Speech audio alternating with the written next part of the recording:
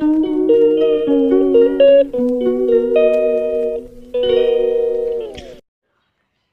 Guys, ఈరోజు date వచ్చి 3 August 2024.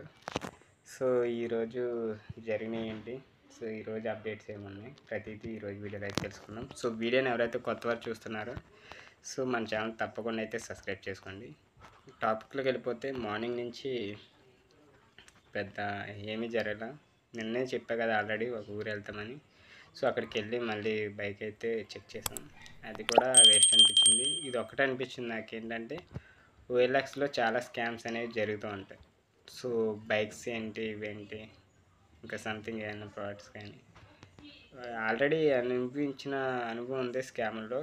But ఇది డిఫరెంట్ స్కామ్. బట్ మనకి రియాలిటీ ప్రైస్ కన్నా అక్కడికి వెళ్ళి చూసుకున్నాక దాంట్లో ఎక్కువ ఉన్న డ్యామేజ్లే ఎక్కువ ఉన్నాయి.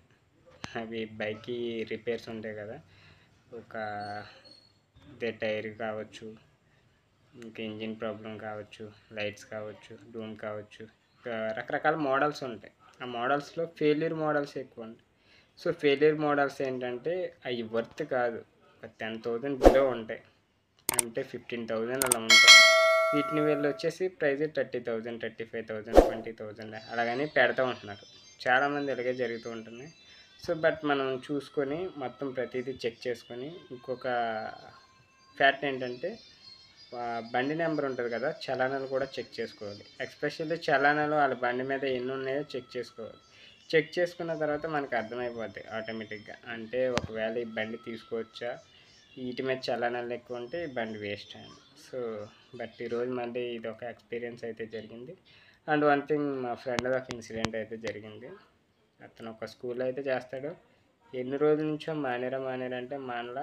బట్ వాళ్ళ వైఫ్ చెప్పిందని సడన్గా అయితే స్కూల్ మానేసాడంట. నేను షాక్ అయ్యాను. ఒక ఫ్రెండ్గా నేను ఎప్పటి నుంచో చెప్తున్నాను, నా మాట అయితే వినలేదు. బట్ వాళ్ళ వైఫ్ ఒక్క మాట చెప్పిందని మానేసాడు.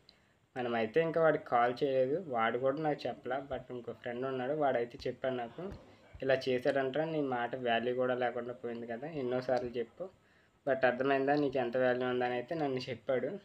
చెప్పిన వెంటనే నేను షాక్ అయ్యా. అది ఒక ఇన్సిడెంట్స్ అయితే జరిగింది.